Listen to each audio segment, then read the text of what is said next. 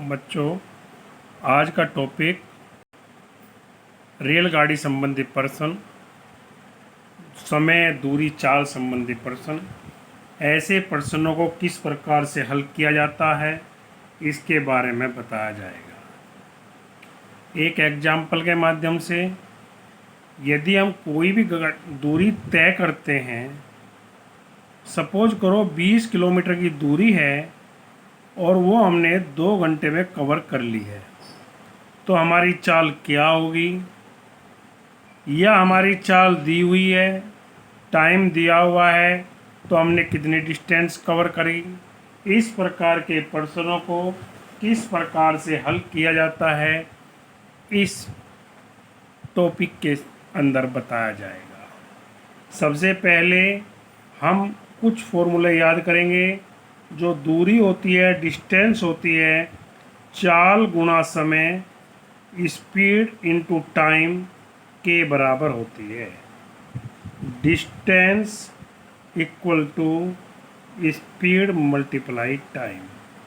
हम कहीं भी जाते हैं, जिस भी माध्यम से जाते हैं, कार से, स्कूटर से, बाइक से, तो स्पीडोमीटर होता है जिसके अंदर हम स्पीड को चेक करते रहते हैं। जितने समय में हम वहाँ उस स्थान तक पहुँच जाते हैं, यदि हम उन दोनों की मल्टीप्लाई कर दें तो हमें पता चल जाता है कि हमने कितनी डिस्टेंस कवर की है। तो दूरी बराबर होता है चाल गुना समय। इसी प्रकार इसी सूत्र से दो सूत्र और बन जाते हैं। चाल बराबर दूरी अपॉन समय, अर्थात स्पीड बराबर डिस्टेंस अपॉन टाइम, और time equal to distance upon speed. इस प्रकार से हम इन सूत्र के माध्यम से किन्हीं भी चाल संबंधी क्वेश्चनों को हल कर सकते हैं। जैसे एक क्वेश्चन मैं यहाँ पर लेकर चल रहा हूँ। एक रेलगाड़ी है जिसकी लंबाई 270 मीटर है। वह एक खंबा, जिसे हम पोल कहते हैं, उसको 9 सेकंड में पार कर जाती है। तो रेलगाड़ी की चाल क्या होगी? रेलगाड़ी की स्पीड क्या होगी? चाल बराबर, जैसा कि मैंने बताया है, डिस्टेंस अपॉन टाइम होता है। रेलगाड़ी की जो लेंथ है वो 270 मीटर है। यहाँ हमें यूनिट पर विशेष ध्यान देना है। उसकी जो टाइम टेकन, उसने दूरी को तय करने में जो समय लिया है वो 9 सेकंड है। 9 3 जा 30, तो जो उसकी स्पीड होगी वो 30 मीटर पर सेकंड होगी। परंतु ऐसे क्वेश्चनों को हम किलोमीटर प्रति घंटा की स्पीड से नापते हैं। यदि मैं किलोमीटर प्रति घंटा को मीटर प्रति सेकंड में चेंज करूं, तो 1 किलोमीटर में 1000 मीटर होते हैं, और 1 घंटे में 60 मिनट 60 सेकंड होते हैं। 2 5 जा 10, 5 अपॉन 18 की मल्टीप्लाई कर देते हैं। यदि मैं किलोमीटर प्रति घंटा को मीटर पर सेकंड में चेंज करूं, तो 5 अपॉन 18 की मल्टीप्लाई करते हैं। यदि मीटर पर सेकंड को किलोमीटर पर आवर्स में चेंज करूं, तो यहाँ पर टाइम ऊपर आ जाता है। 60 मल्टीप्लाई 60 अपॉन 1000, 20 से 20 कैंसिल हो गया। 3 अपॉन 5, 6 3 जा 18 अपॉन 5 से मल्टीप्लाई कर देते हैं।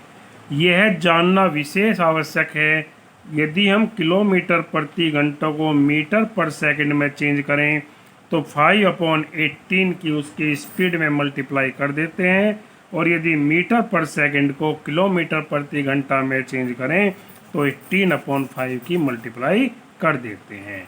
जैसा कि इस क्वेश्चन में बताया गया है, एक रेलगाड़ी जिसकी लंबाई 270 मीटर है, वह किसी पोल को 9 सेकंड में पार कर जाती है, तो उसकी जो स्पीड होगी डिस्टेंस अपॉन टाइम 30 मीटर पर सेकंड होगी। यदि मैं इसे चेंज करना चाहूँ किलोमीटर प्रति घंटा में तो 8/5 की मल्टीप्लाई कर देते हैं। इस प्रकार डिस्टेंस संबंधी क्वेश्चनों को हल किया जाता है। इसी पे आधारित थोड़ा लेंथी क्वेश्चन में एक लेकर चलता हूँ जो मैंने पहले से ही लिखा हुआ है।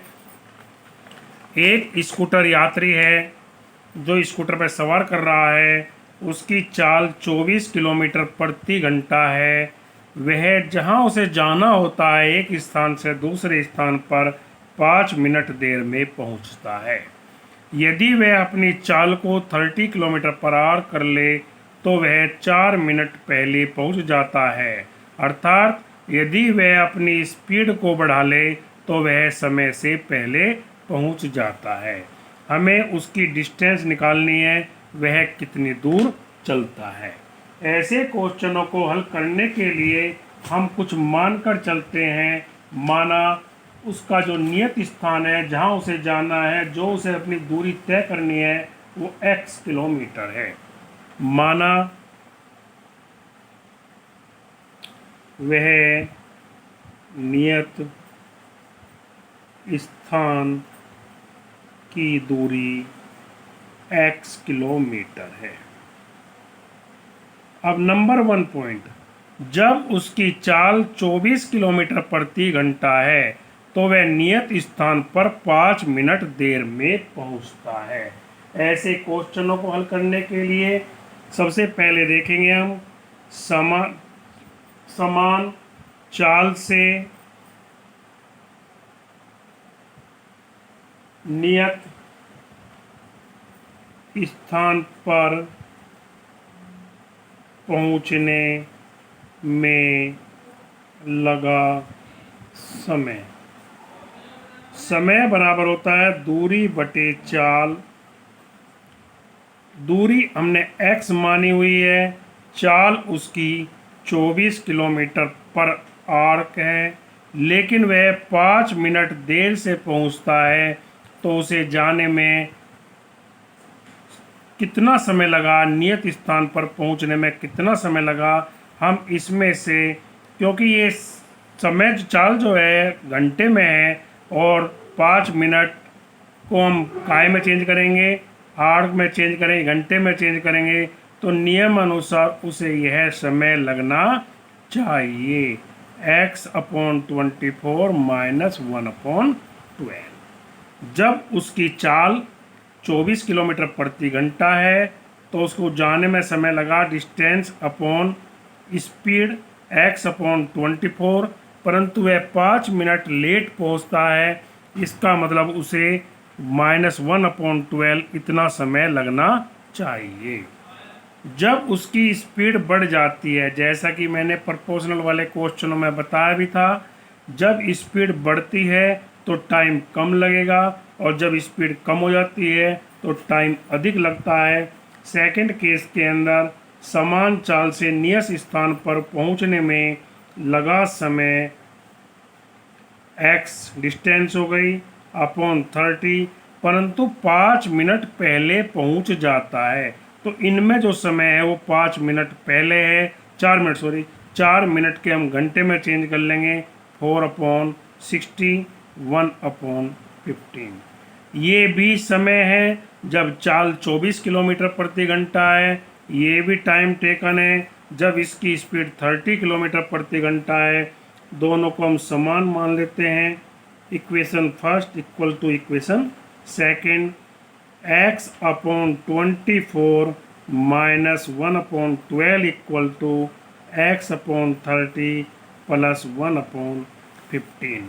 लीनियर इक्वेशन के माध्यम से हम x वाली संख्या को एक तरफ ले जाते हैं। x/24 x/30 1/15 + 1/12। 24 और 30 का जो एलसीएम होगा 120, 24 4 जा 24 5 जा 120 - 4x। हम लीनियर इक्वेशन के माध्यम से इस क्वेश्चन को हल कर लेंगे। 5 में से 4 गए 1x अपॉन 120 9/60, 9 टू जा 6, x equal to 9 multiply 2 equal to 18 kilometre. जो उसकी नियत दूरी है जहाँ उसे जाना था वो 18 किलोमीटर होगी। ऐसे क्वेश्चनों को समझने के लिए सिर्फ हमें ध्यान क्या रखना है, डिस्टेंस अपॉन स्पीड। जब उसने 5 मिनट देर से पहुंचता है तो उसको समय क्या लगना चाहिए था, उसको अपनी स्पीड बढ़ानी चाहिए थी। तो हमारी इक्वेशन ये बन गई। जब वो 4 मिनट पहले पहुंच जाता है तो हमारी इक्वेशन ये बन गई। जाना निश्चित समय पे था, दोनों इक्वेशनों को हमने इक्वल रख दिया। x इक्वल टू 18 किलोमीटर उसको क्या करना है, जाना था। अर्थात उसके घर से नियत स्थान की दूरी 18 किलोमीटर थी। ऐसे क्वेश्चनों को आपको हल करना है। कुछ क्वेश्चन डिस्क्रिप्शन बोर्ड में दिए गए होंगे, उन्हें आपको हल करना है। यदि कोई बात समझ नहीं आए कमेंट बॉक्स में लिख देना, अगली वीडियो में मैं उनको बनाकर दे दूँगा। धन्यवाद।